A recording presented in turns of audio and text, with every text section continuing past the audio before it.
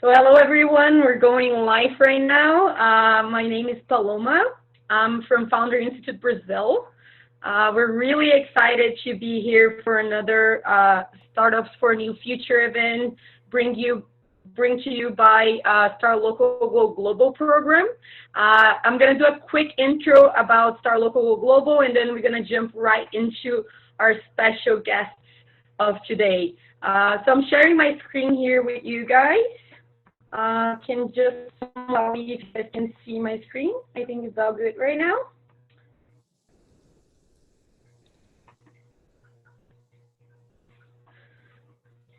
Awesome.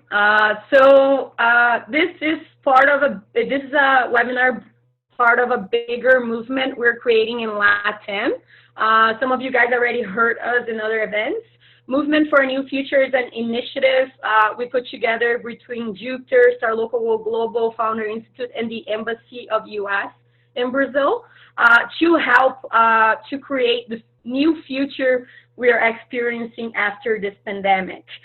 This event specifically is part of a series that we're doing called Startups for a New Future, which is part of this movement to help entrepreneurs to create solutions for a new future coming. Founder Institute is a global program. It started in US 10 years ago. It's across the globe in over 150 cities everywhere. Here in Brazil, we started in 2015. We have so far 51 programs run through the country, 12 cities. We actually just reached 14 cities. Vitória just opened up in Uberlândia. So we have 14 cities now with Founder Institute in Brazil. We have over 300 founders, graduate alumni. I myself am a Founder Institute alumni from 2015 Curitiba chapter. Today we have here with us today also Fred, which is a San Francisco alumni. But in Brazil, it's already 1,200 entrepreneurs that have been through our program.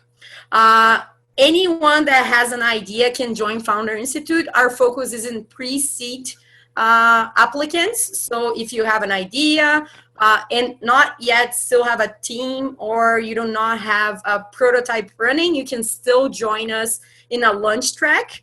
And if you're a founder that already has a full team and you have your first customers, you can also join us in our growth track. The program it's a 4-month program of acceleration. And right now, everything is being done virtually. So this brought to Founder Institute in 2020 even more reach. So we're able to help entrepreneurs all across Brazil, not only in the cities we're present. We also have the benefit of having extra sessions nationwide and extra sessions in Silicon Valley, and a lot of access to mentors from everywhere. And that's what you guys are gonna see in this call today.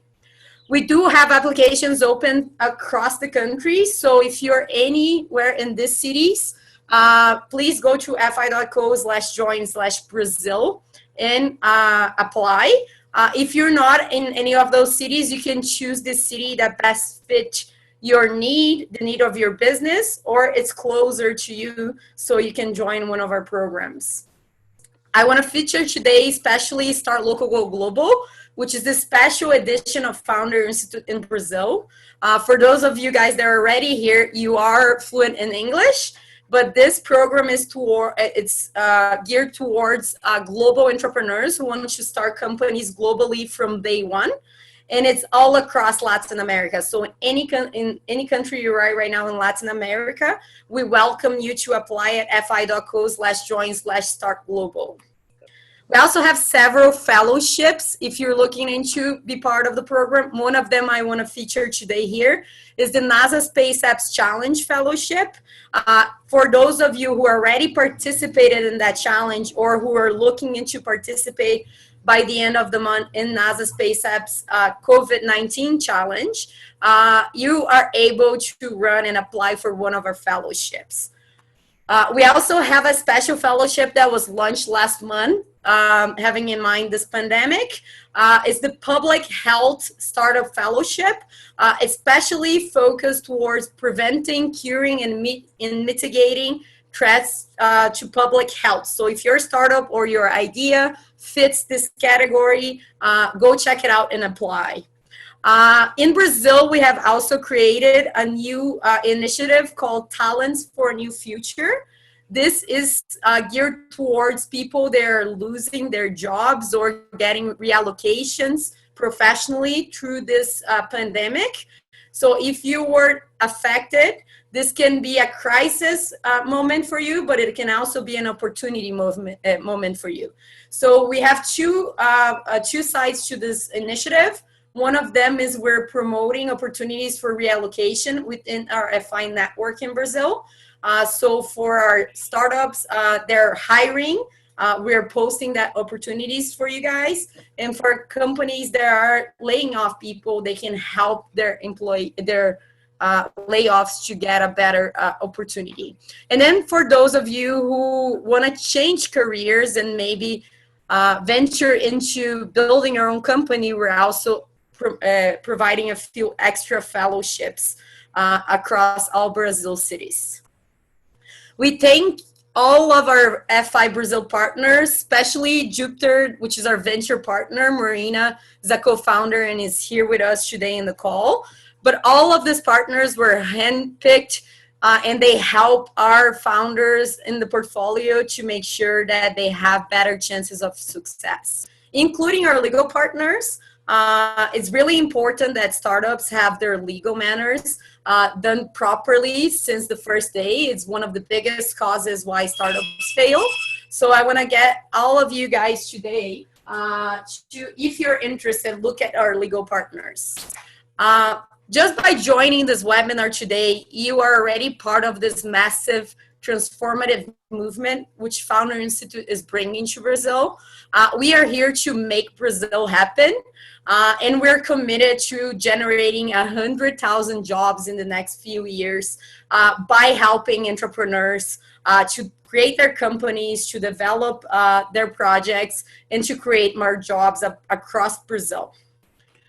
So with no further ado, I want to introduce to you guys right now our speakers of today. This special event is done in a partnership with Founder Institute San Francisco and with NASA SpaceApps Challenge Brazil. So I want to start by introducing our guest speaker. Stop my screen share over here. But I saw that Nima Kaz, which is our national director in Founder Institute Brazil, just joined. So I want to get Nima to say a few words before we start. Hey, thanks, Paloma. Hey, guys, how you doing? Good to see you here. So I wanted to take this opportunity not only to thank you, Fred, because you coming here, bringing us a special present as an alumni of Founder Institute in San Francisco. You know, obviously I'm a fan of you because, you know, a founder of Ryan and Adeos is a founder of mine. So, you know, I think we're together already connected through that.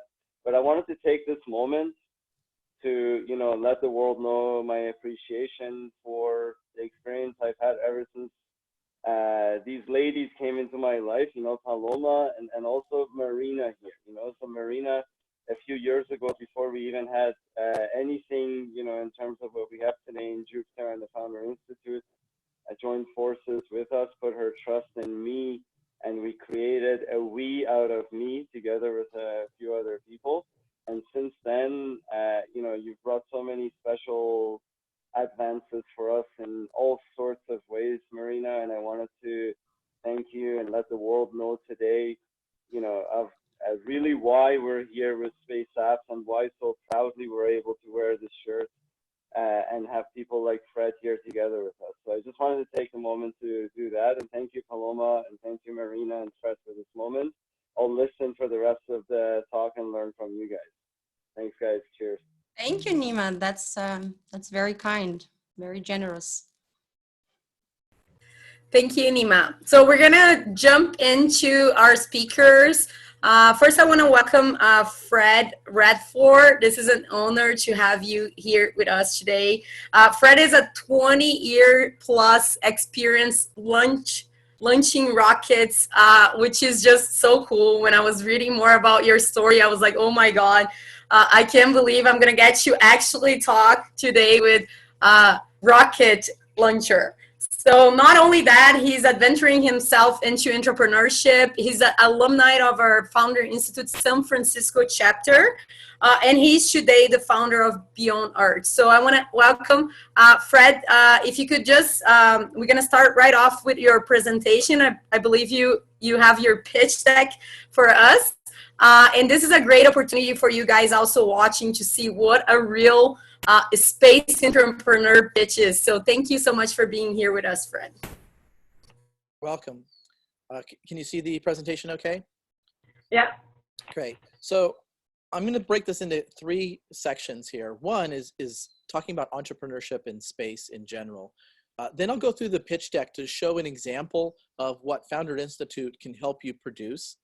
And I'm not going to go into detail of what each of the slides are from a why standpoint, but I am going to present it more towards entrepreneurs than to investors. So hopefully it'll give you a little bit of a feel for what kinds of things you can do when joining the Founder Institute. And third, I'm actually going to stop a little bit short if I can, because I really want to open up as much time as possible for questions, because I think that there's such a wide variety of things that we can ask about and talk about that I'd really like to see what you guys are interested in. So as I get started, the first thing I want to talk about is, why are we doing space at all? Why is this so important to Earth? We have a pandemic going on. We have other problems going on, such as global warming. But when we really look at it, space is a driver for so much of what we find day to day. Everything from semiconductors to memory foam to the Tang back in the 50s are developed for space, because there's certain things that have to be developed in situations where it's expensive to do the R&D, and yet it can be leveraged worldwide. And the example I'm using currently is toilets. We can't have a Roman system of sewers and fresh water, good quality water going through this entire huge system in space or on the moon bases or the Mars bases. We're going to have a different kind of waste treatment system rather than using fresh water and good water. So whoever comes up with them won't only be able to sell it to the moon bases and the Mars bases. It'll be able to be commercialized for Africa and India and China and all these rural areas where they really don't have that great potable water. So everything that we do in space actually does have a benefit back on Earth. And I invite you to contact me via email. I'll actually post my LinkedIn information at the end on the chat. Get in touch with me. I'm happy to advise you on different things, from the business to your idea to what taking the next step on your product is. And the reason I think this is important is that 1 + 1 = 3. The more that we can get ideas out there and iterate things and try new things, the faster we're going to be able to create the killer app. And that really hasn't happened in space. And so that's what kind of leads me into Beyond Earth and where we're coming. We're not a rocket company per se, we're an empowerment company. We want to make it so that you can iterate in space, in low Earth orbit, quickly and efficiently. And right now, the easiest way to do that is with rockets, because the current option is SpaceX, which is a great inexpensive way of getting to space, but it still takes a long time to get there. So let me talk a little about how we can get you into space if you're a satellite company and do it for basically zero cost. The way we do it is that we have rockets that are small. They're really designed for dedicated launches. And this is for companies like Hawkeye 360, CubeSat companies, which you've heard of, Planet Labs, but also NASA, L3, Los Alamos, SRI, these kinds of companies that need to do proof of concepts. They need to validate maybe a camera that's going to go on a Mars mission works in space. And so waiting 2 or 3 years to validate it just makes it that much longer before the final Mars mission or a lunar mission can happen. So what we're looking at is more the FedEx next day air delivery rather than putting it on a cargo ship, which is really inexpensive to get from China, but takes a long time. The team is made up of aerospace entrepreneurs. I've been doing launches and product management and entrepreneurship for 20 years. But we also have Gary, who actually owns a solid rocket manufacturing company, and Luke, who actually designed the engines for Virgin Galactic. And so we have a team, and this is really important. The reason this is the third slide from an entrepreneurship standpoint is you have to have a believable team. Either you've already done an exit and you've made tens or hundreds of millions of dollars, or you have to show the expertise. And here we're showing the expertise. Then we're going to talk about the problem. Over $5.8 billion per year is lost in a hidden market. And this hidden market is that a lot of people think of the cost per kilogram to get to space as the big thing to consider, but there's also time. If your satellite's going to be able to be charged out at $100,000 a month or $250,000 a month, and it takes you 9 months or 18 months to get into space, you've lost between $900,000 and $2.5 million. And so what we're looking at doing is changing that paradigm, putting the satellite companies in control and allowing them to launch on demand. This means that they can launch between 4 and 12 months earlier. They can do exactly the orbit they need, no coordination with other payloads, which is a huge issue, and you can do it for under $1 million. And the way we do this is by having it be done on demand. We pre-build the rockets in advance. It's like going to the Toyota dealership and picking out a Toyota, rather than calling up Airbus and saying, build me an aircraft in the next 3 to 5 years. So this allows us to take the cost, the on-demand, the dedicated nature, combine it all into one solution, and offer it as a no-wait solution on demand. And we can do it from multiple launch sites. There's a launch site that the US has approved in Brazil that we can actually use to launch in months rather than in years or tens of years. Our business model is that we sell it direct, but we also go through integrators. Because we're focusing on the rockets at this phase of the company, we are not interested in doing a lot of the integration or the testing or the part from the satellite company side of things. So we're going with spaceflight.com and Tricep. These partners allow us to get to more customers, but also provide value-added services to it. So if you've ever heard of the company NetJets, you basically reserve a vehicle and you pay to use it. We're doing the same kind of process from a payment standpoint. It's launch as a service. It's not a specific date or a specific rocket. It's all about getting the satellites up there on demand. We were formed in 2018. There was a $10 million DARPA launch challenge, launched twice in 30 days from 2 different locations to 2 different orbits with 2 different payloads. And we built a team around making that happen. They changed the launch challenge around a couple of times, and we ended up not making the final cut, and ended up that no one won the challenge. But we actually pivoted, because what we found from looking at the market and talking with customers, which is super important, is that over 75% of satellites by quantity will be 30 kilograms or less. They'll be CubeSat size by 2028. And so that, to me, is a huge commercial opportunity. So that's what we're focusing on initially. The space economy, this is something that all entrepreneurs should look at, both the Morgan Stanley report and the FAA report, the AST report, they call it the compendium from 2018. And again, contact me on LinkedIn or via email, and I'll give you links to all this information. But the launch market is projected to be $37 billion by 2028. Of that, the small sat launch market is $9.3 billion. And we feel that we can capture about $1.4 billion of that by 2028 by focusing on this on-demand dedicated market. Competitors are fast and furious. There's a lot of people trying to get to orbit. Really, there's only 2 companies on this list that are real rocket companies. Rocket Lab has made it to orbit. SpaceX has made it to orbit. Relativity's raised 300 million. Firefly has raised 150, 200 million. Virgin Orbit has infinite funds from Branson, and Astra has raised 150 million. So all these companies are trying to get to orbit, but they still aren't there yet. That's still the bar. And yet a lot of them are still focused on competing with SpaceX and trying to do 1,000-kilogram missions and rideshare missions. So really, if you look at Astra and Beyond Earth on the upper right-hand corner, we're really the ones that are trying to redefine this iteration model. And what I mean by that is that if it takes you 2 years to get to space, you can only iterate every 2 years. If it takes you 1 month to get to space, you could probably iterate a new version of your satellite every 3 months. And who doesn't want to be able to iterate in space like they do with software and get things done quicker and more efficiently? So we already have 7 letters of interest, which shows traction and shows that we're moving forward. We've identified our customers, and we're looking at going ahead and starting to sign up customers for the 2023 launch of our first orbit. And we're raising an initial $2 million to make this happen. So that's our presentation overall. And we're going to open up for questions at the end. So please type them in the chat, and we'll go through them and answer some on chat, and then we'll also answer some live. Thank you so much. I appreciate your time. Thank you so much, Fred. Wow, it's exciting. I have a list of questions here. I might be posting a few of them in the chat later, but yeah, definitely.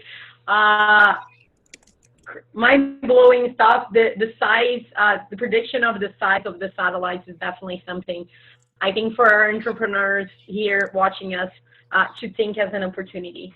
Right now, I want to welcome, this call is really international here today. For those of you who don't know, I'm myself Brazilian, but Nima, who just spoke with you guys earlier, is Iranian-Canadian that lives in Brazil, but right now is in Toronto. Fred is joining us here from US today. Fred, are you in San Francisco? I'm in the San Francisco Bay Area. I'm in Los Gatos, which is a suburb. Awesome. And right now we're going to have Marina Beraz joining us. She's a Russian-German that lives in Brazil, but built JUPTER, which is out of this world. Marina is the co-founder of JUPTER. She's also one of the leaders of NASA SpaceApps Challenge here in Brazil for a while now. I had the honor to participate as a competitor in the NASA SpaceApps Challenge 2017. For those of you who don't know, I have a nonprofit called We Are All Smart. We help underprivileged youth to have access to technologies, to build solutions from 12 years and up in underprivileged areas in Brazil. Most of them learn a little bit of Arduino, a little bit of software programming. And we built a team in 2017 because a few of them love NASA to be part of the competition. And we won first place Curitiba and top 5 project worldwide. So these kids from 13, 14-year-old Brazilian underprivileged youth got the opportunity to go visit the Kennedy Space Center. First time in a plane, first time ever. They got to meet a bunch of scientists and engineers over there. So I'm really passionate about NASA SpaceApps because it's not for youth specifically, but it shows how everyone can also build solutions and explore becoming a space entrepreneur. So Marina, I know huge numbers. You guys have been doing this program in this hackathon in Brazil. Last year, 27 cities, over 29,000 people worldwide, 4,000 people in Brazil joined the competition, and over 500 projects created. So I'm really excited to hear more about how NASA SpaceApps Challenge Brazil, what are you guys doing here in Brazil, and what are the next big steps?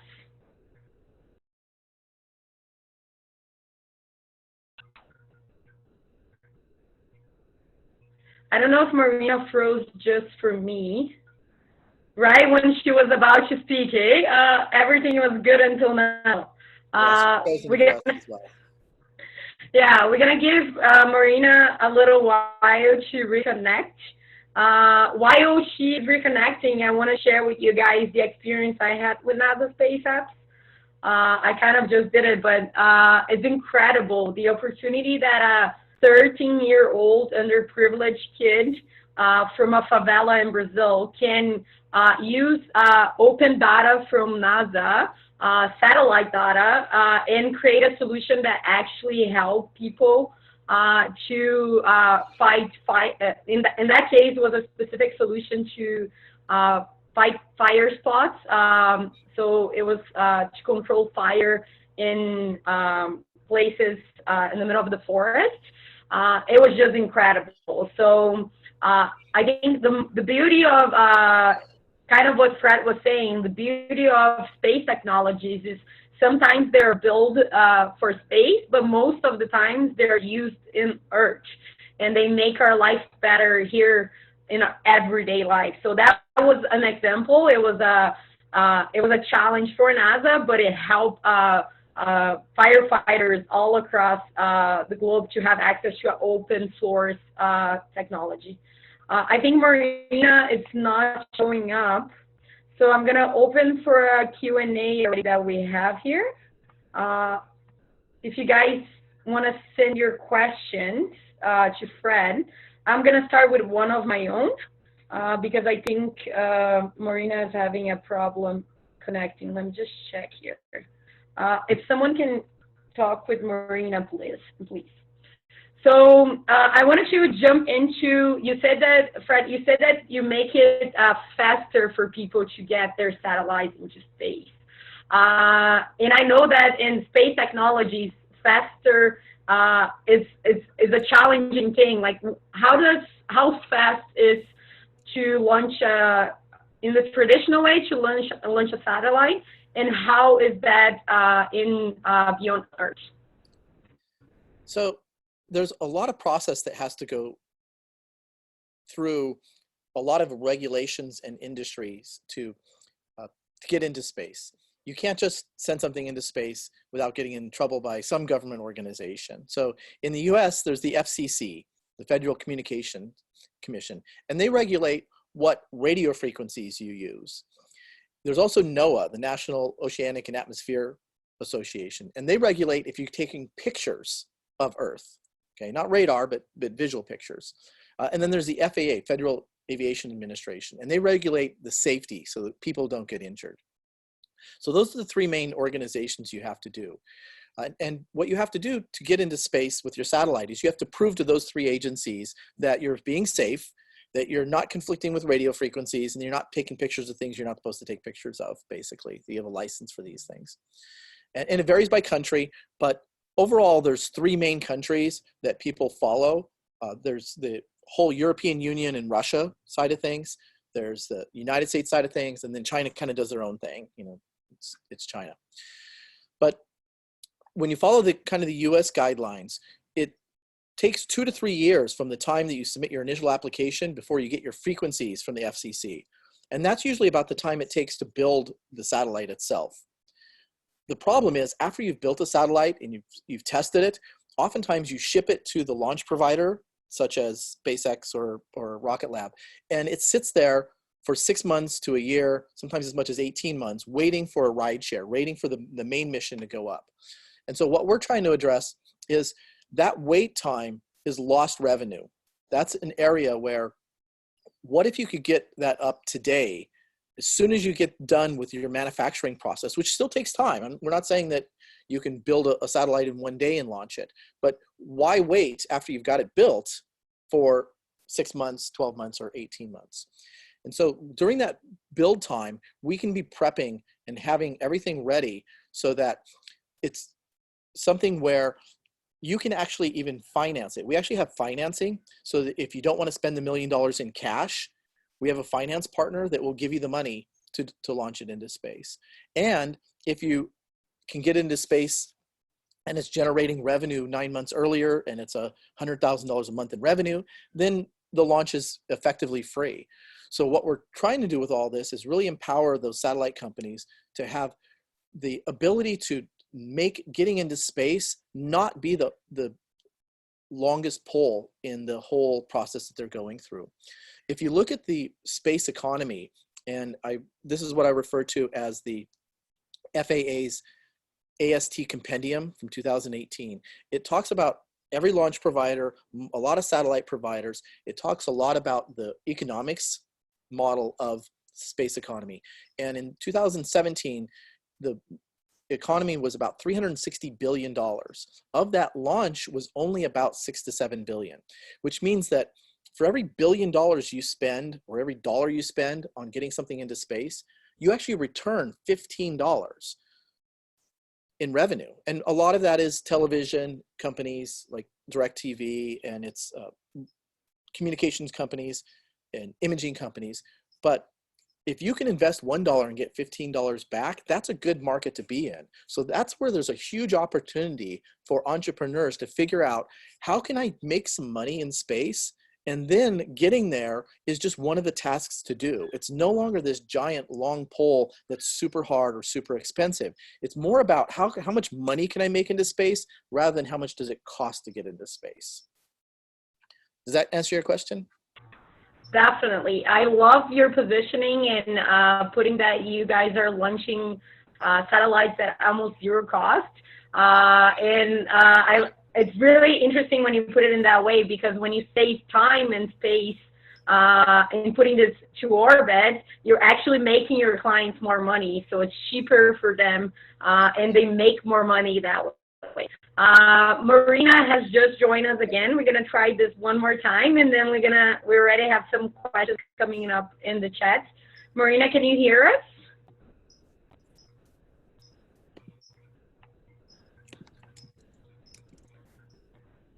Marina, I don't think we can hear you. At least I can't.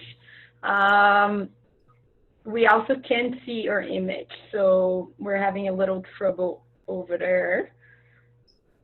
I'm going to give Marina one more minute to see if she shows up. Otherwise, we're going to jump to the next question. Let's give her a minute to show up. And there's a question in chat about Brazil, and specifically how does Brazil fit into this picture? So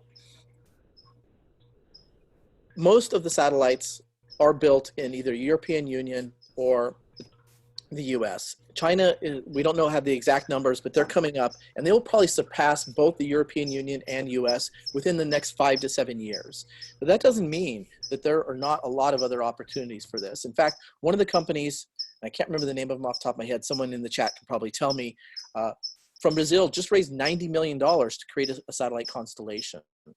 This means that this doesn't have to be a US or a Silicon Valley based process. We can actually source this from all around the world.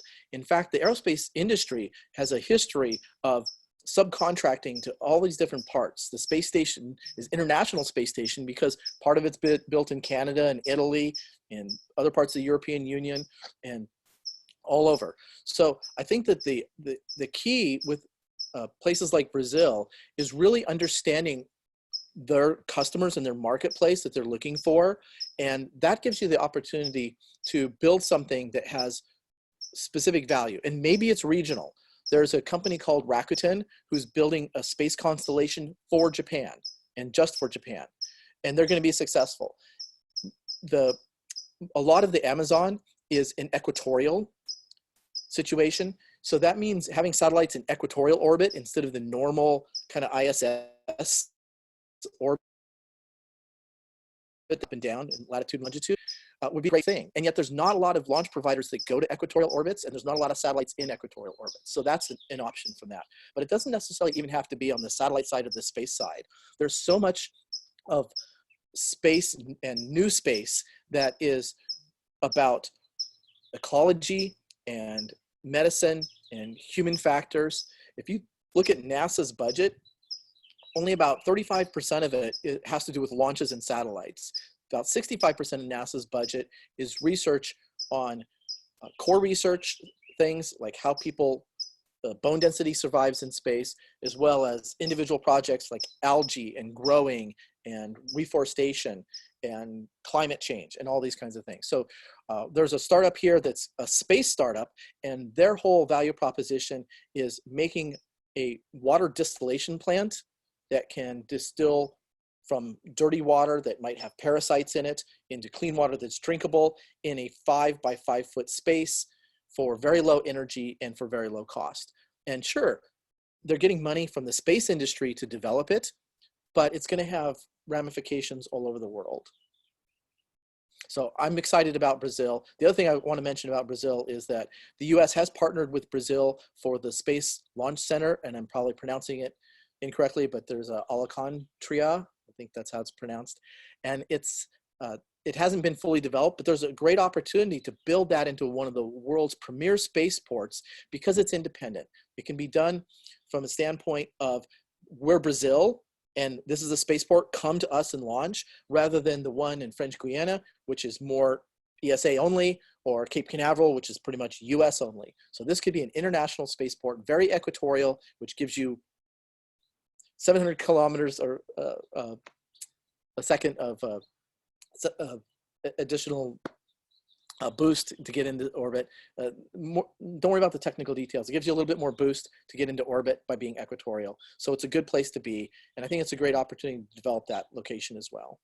So there's the technical side of things, there's the physical development side of things, and then there's the pure research side of things, which can be biological or genome or forestation or anything. So I'm excited about all the opportunity that Brazil has.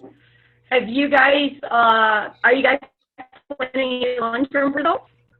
So our launch platform is completely mobile, and we have identified Brazil as one of the premier launch places that we'd like to do probably in 2025. So it's a little early to start saying that we're committing to it, but absolutely, I would really like the Brazilian site to be our first equatorial site for launching.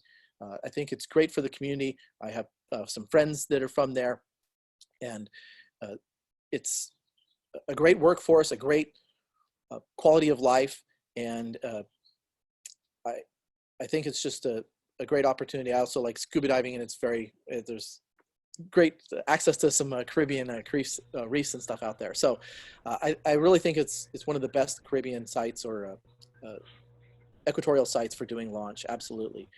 There's not a lot of sites that have gone through the process of getting permission. So for us, and I think Electron, I think other companies, I don't know which other companies, but I think other companies are looking at it as well. Our advantage is that we could do it as a fairly inexpensive, like getting started standpoint. But I think long-term, it would benefit Brazil to develop it, spend some money, get some co-funds from the US and do a development process and put $50 or $100 million into it and make it a really world-class launch center. I think it would be a great thing. Oh, that's incredible. So maybe let's make a commitment of bringing you down to Brazil. Unfortunately, through this times of coronavirus, we are not being able to bring mentors internationally to Brazil, but Star Local Global last semester, the batch that was before this one, was actually, we brought a few Americans, Canadians, Mexican mentors. We had mentors joining us from also UK to come here in person and be able to meet our founders, our alumni. And it is definitely something that we're already working on with NASA SpaceApps Brazil to get more experts in the area. So it'll be incredible to, as soon as the world comes back to normal, think about how we can collaborate even farther. We have Marina back in the call. I think right now we are all set. Marina, can you try to screen share? Yeah, I'm so sorry. I must have missed now the most interesting thing about the Q&A. I was like, while typing down my questions, and then Paloma did such a great introduction. And then my Zoom just decided that it was the best timing to do an update. Go figure out. So let's jump right into it. Do you want to screen share? Yeah, I will screen share just in a second. I just wanted to say thanks to Fred. I also wanted to say thanks, Ned, to you for inviting me. This is such a privilege and such an opportunity to be able to share what we've been doing. And I totally agree with Fred.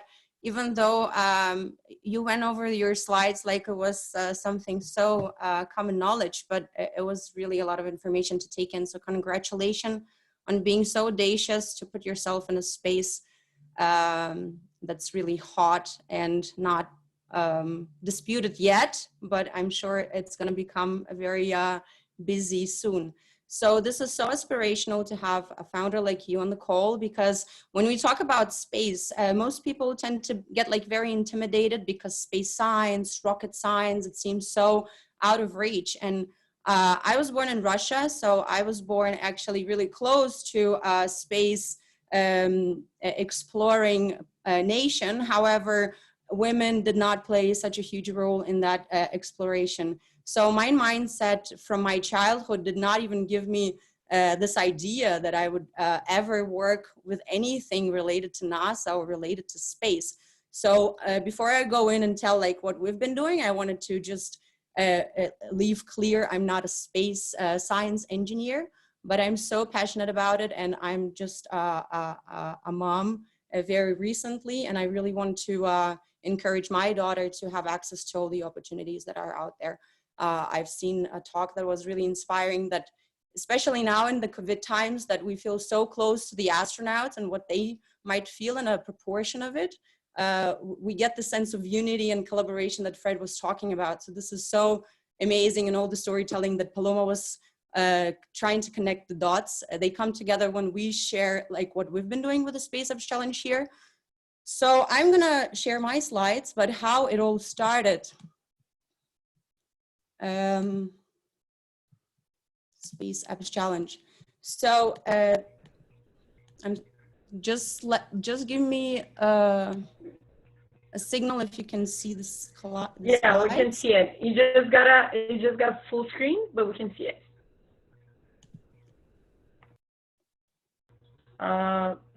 We don't see it right now. We only see the back part.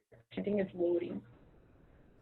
Yeah, I'm not sure if I can trust the connection that I'm currently using. So I should have shared these slides with you beforehand. Yeah. What I can do.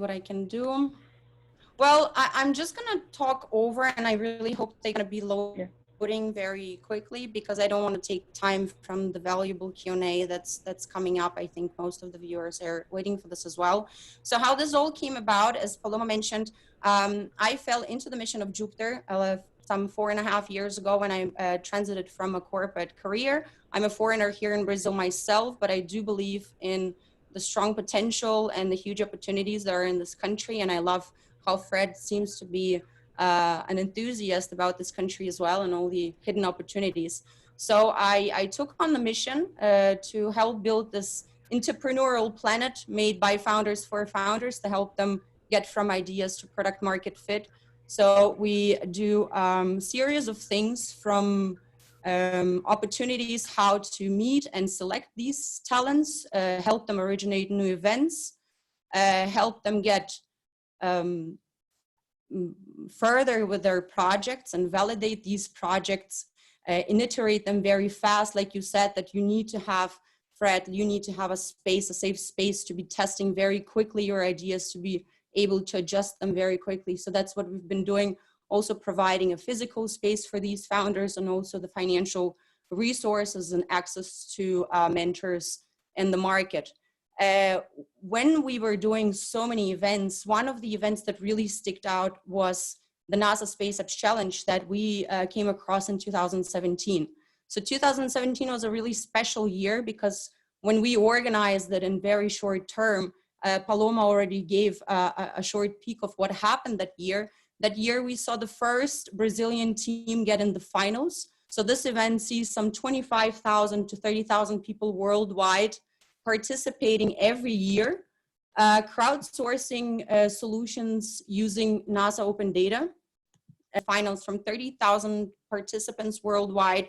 We saw a team from youngsters from a project to teach them technology going to the finals, reserved for 30 projects worldwide. So that was quite inspiring for us to see that if we took the solution to many more cities, if we could give this access to many more people, like if we could have a result like this in a rather spontaneous type of organization, what could happen if we joined forces and made it a rather systematic growth?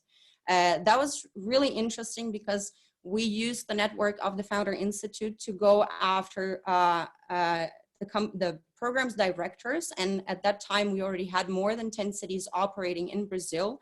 So that very strong network of people who we trusted and knew about their work and knew how well they organized events, because as you know, there is a lot of entrepreneurship pitch events. So if you don't know how to do that one, you probably should know how to do a SpaceApps.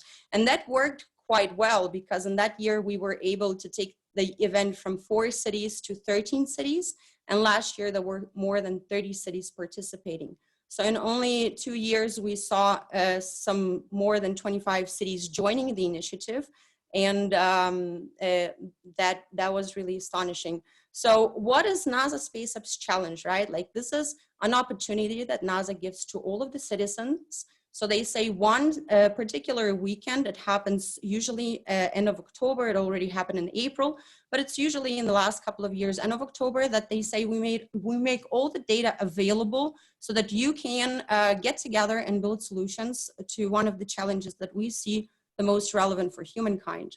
So even though we talk about space tech and space startups, it's very important to make clear that this challenge is really for everyone. It's really eclectic, and it really calls up to diversity joined together, because we believe that diversity really tackles the most complex issues. So collaboration is the key. We look for not only technologists and engineers, but also for designers, for artists, of course, entrepreneurs. And the whole mission of this project is really to transform education, right? If we stop to think about this, when did we ever see like different space agencies coming together, opening their data and just giving it out to the world so that they could even admit that they need the help of citizens to create solutions that even NASA may not have the answer to at this point. So it's also to raise awareness that this data exists, and to inspire the young generations to be passionate about Earth and space science. Some of the results for us to have a little bit of a picture of how big this is. So more than 80 countries participate. And as I said, in Brazil, we had last year some 4,000 participants from more than 13,000 people who signed up to participate in that challenge. Globally, we saw some 3,500 projects being developed over one single weekend, and more than 500 projects came from Brazil. And last year was really the top, the cherry on the cake, how do you say that? But for the first time, we really saw mind-blowing results, because 2 Brazilian teams made it between the 6 global winners.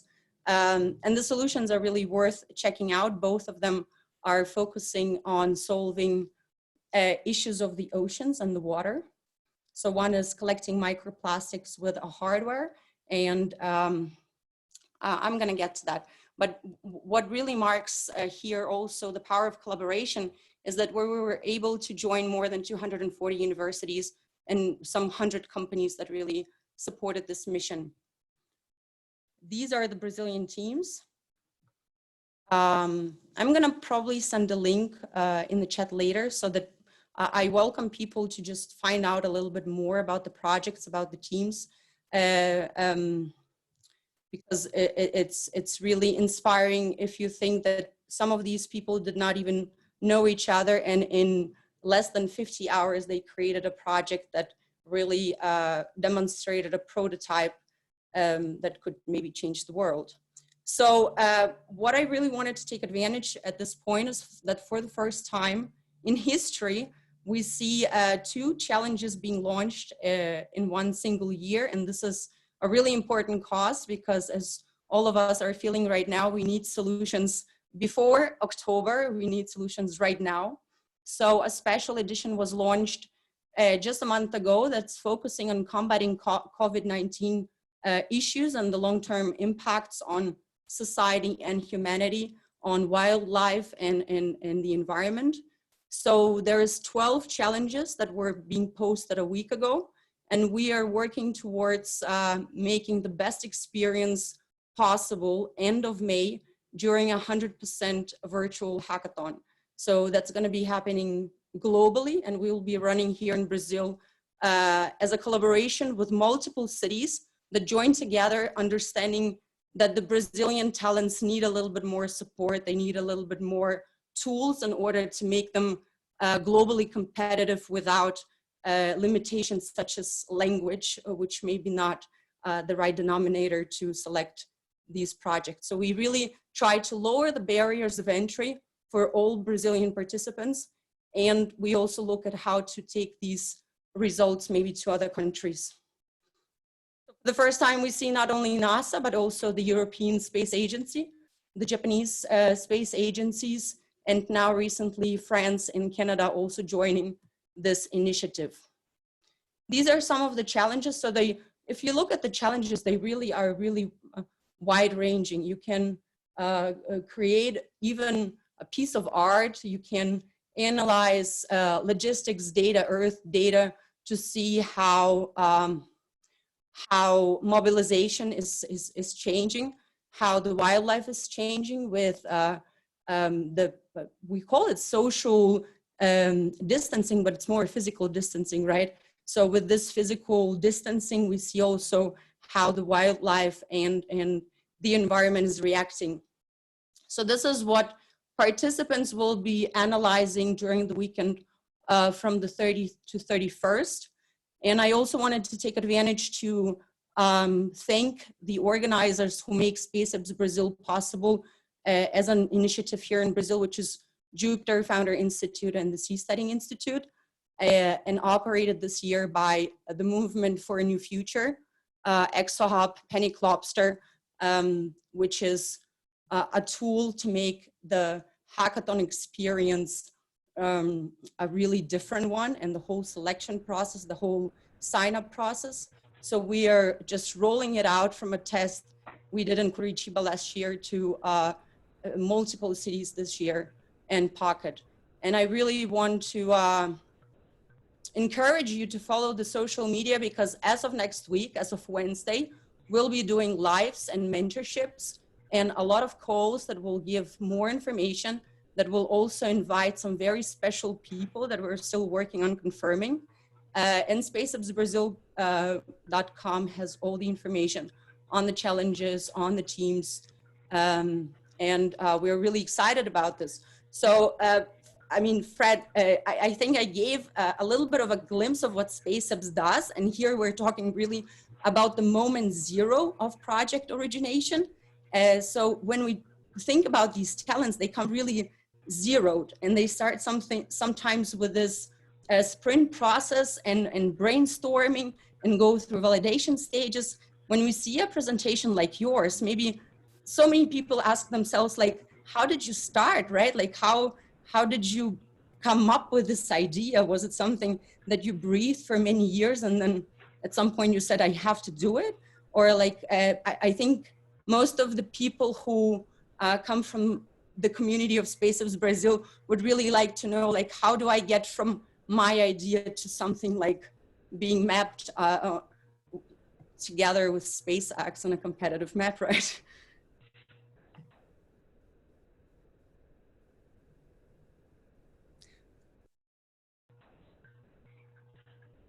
Fred, I think you're niche. But yeah, that's a great question, Marina. I'm really, really excited to hear the answer to. I think we need to unmute Fred.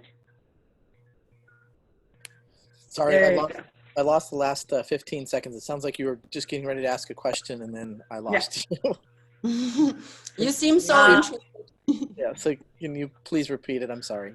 Yeah, of course. No, I was just giving all this storyline about SpaceApps Brazil, of course, to invite people to get engaged in different levels, because we're looking for mentors, we're looking for organizers and volunteers, and most of all for the heroes, right, of this challenge. And the heroes are those who are building the solutions and the makers. But when I think about the makers from SpaceApps Challenge, they're really in a rather origination stage. It's very, very inspiring early stage, and they have such a long way to go. What we try to do is to offer them support in continuing with their project. So we make available access to the STAR Fellowship that you're an alumni of. But even to see after you finish the SpaceApps Weekend, and even if you get to the top finalists, and even if you're one of those teams that are now, you know, on the global list, how do you get to being on a competitive map with SpaceX, right? Like, that's maybe what most people are interested in. How did you come up with this idea, and what did it take you to get from idea to that situation that you're currently in? Right.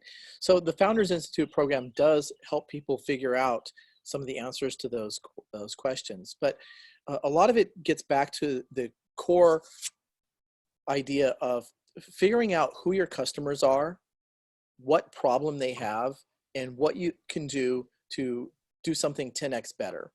And you'll see that a lot of companies or individuals, even in the SpaceApps Challenge, they're great about creating technologies, and we need those to be specific technologies that fit in within other companies.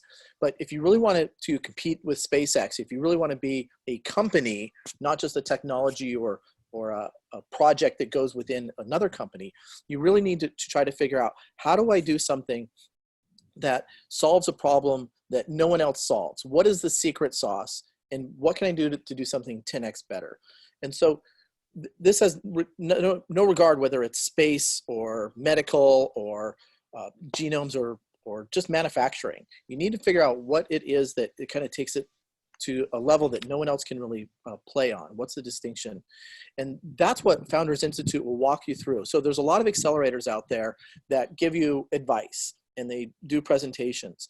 Founders Institute gives you homework, and it's hard. It's really hard. It makes you figure out whether or not you have the grit to survive being a business yourself. In fact, in our cohort, there was 400 applicants, and there was 8 graduates out of 400. So it can be very competitive on there. And that's the reality of doing a business. Now, there's a difference between doing space apps, where you can actually create technologies and solutions that can be great and helpful, but it's not necessarily a business. And so that's where you really want to make the distinction. Where am I working on technologies? Where am I doing research that can be incorporated in other projects and other companies? And when am I really trying to do it as a business?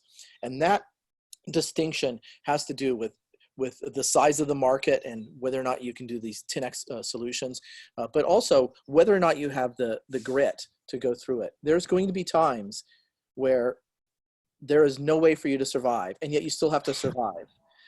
One of the exercises that we got was go and find a customer in the next 72 hours. And if you've done anything in the aerospace industry, no one makes any decision in 72 hours. It's impossible. And yet you have to do it. You have to figure a way of making it happen. Go make 30 contacts, find 30 potential customers in the next 4 days, 5 days.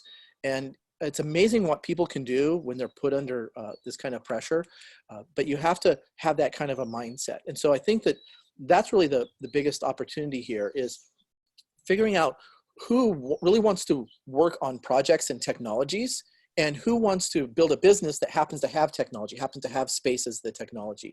Because again, if we at Beyond Earth didn't make rockets, we would still be in the business of empowering the human race to be a spacefaring civilization. That's the overall vision. It just happens that we feel that low Earth orbit is the first step of that, and the first step of low Earth orbit is getting stuff into space frequently and easily. But those are all the solutions. That's all the low-level stuff. Really, let's focus on the problem and the customers and how we satisfy the customers. Does that kind of answer your question? Yeah, of course. I mean, I'm sorry, Paloma, I took over, but since I lost so much of the talk, I was like, I have to take. And I understand that it's so important for you to understand that SpaceApps is a rather diverse challenge. It's very idea stage, and then you really need to make a distinction with those resilient, hardcore working mindset founders that really deserve maybe a chance to get the necessary help to get those projects further.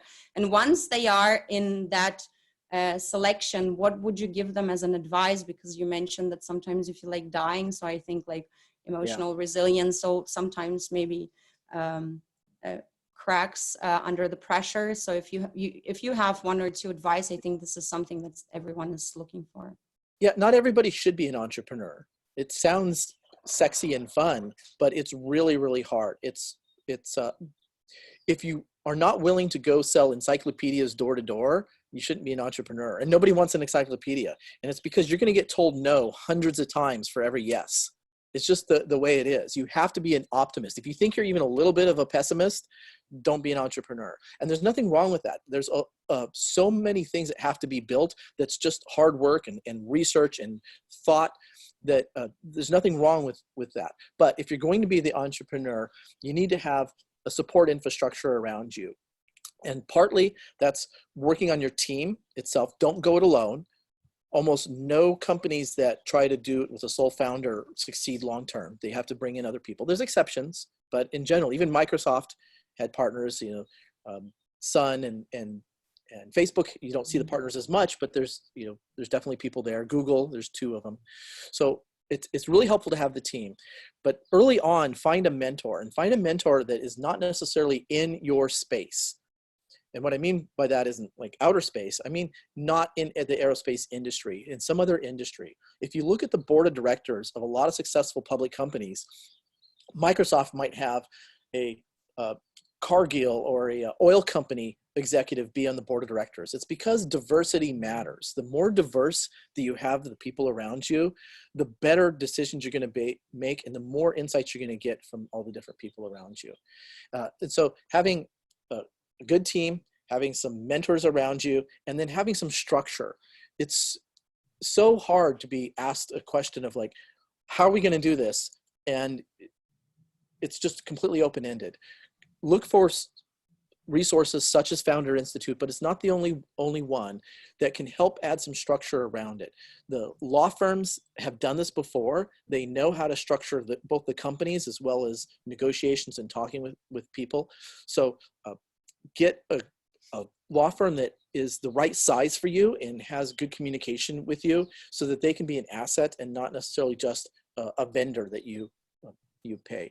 And by having this group of people around you, when you have those bad days, you can just take them off and then come back the next day. But the next day is just as bad because you haven't solved anything.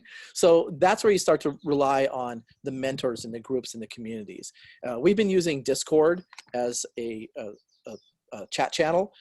It's kind of gamer focused, but it has a lot of abilities that it's more fun a little bit than Slack, and it's free for startups, so you don't even have to pay, whereas Slack, after a certain number of messages, you have to start paying.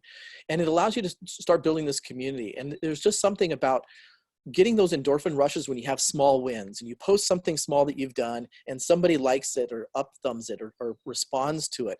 It helps you keep going during the last part of the day when it was, yesterday was crappy and you took it off. And so today you're still trying to get back in the swing of things, and you post one little thing and people say, we love it. We love what you're doing and we want to be a part of it.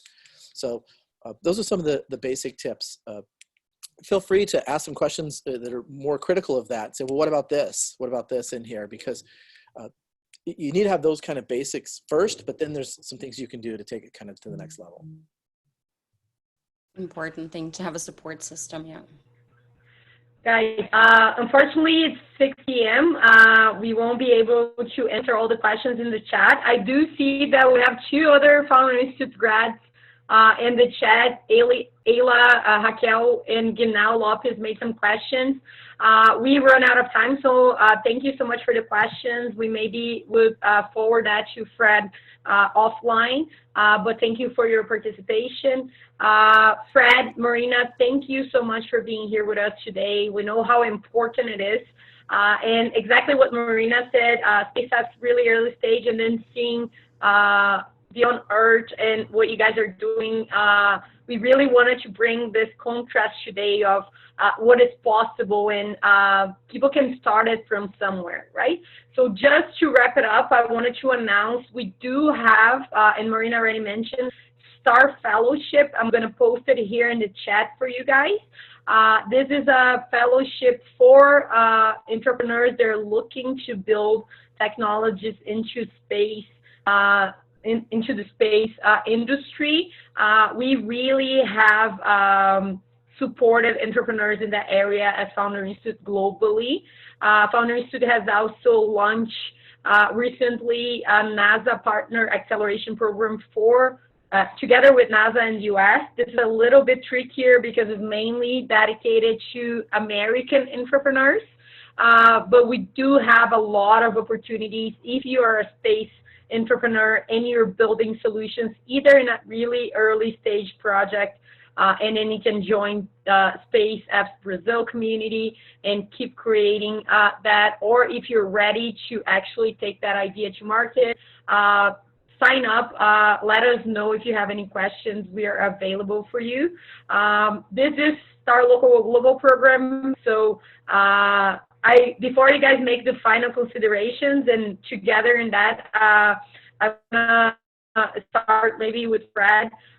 Give us a little bit of also your view in do space entrepreneurs have to start global? Like today we're talking about even interplanetary entrepreneurs, but how do you see that start local, go global? I think even one of the questions in the chat was, should I start building this relationships internationally and not only in Brazil? And if you have any final tips and contributions for today's event. Yeah, space is global, so there's no reason not to leverage the rest of the world in what you're doing and how you're doing it. The reality is, just like it's easiest to get venture capital in Silicon Valley, it's easiest to launch with SpaceX.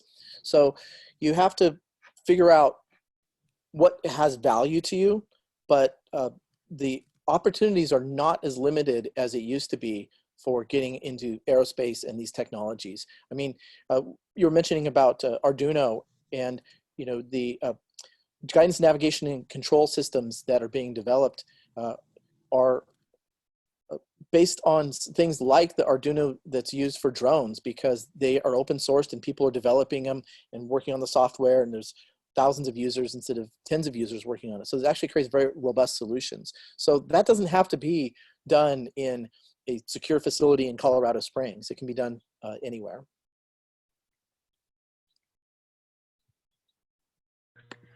Awesome. Thank you, Fred. Marina, final contributions? Yeah, I'd like to invite Fred to get closer to our community, since he said that support system is very important. I think having you as an ambassador or like some angel, that maybe we can present some of the final teams from Brazil or the winners, and maybe we could involve you in some way. That would be really fantastic. And thank you so much for being able to share the story. Awesome. Thanks, everyone. This is it for today. We see you guys at the same time, same day, next Wednesday at 5 p.m. Brazil time for another great Startups for a New Future event. Thank you, Fred. Thank you, Marina. I hope to see you guys in the next one. Thank you so much. Bye-bye.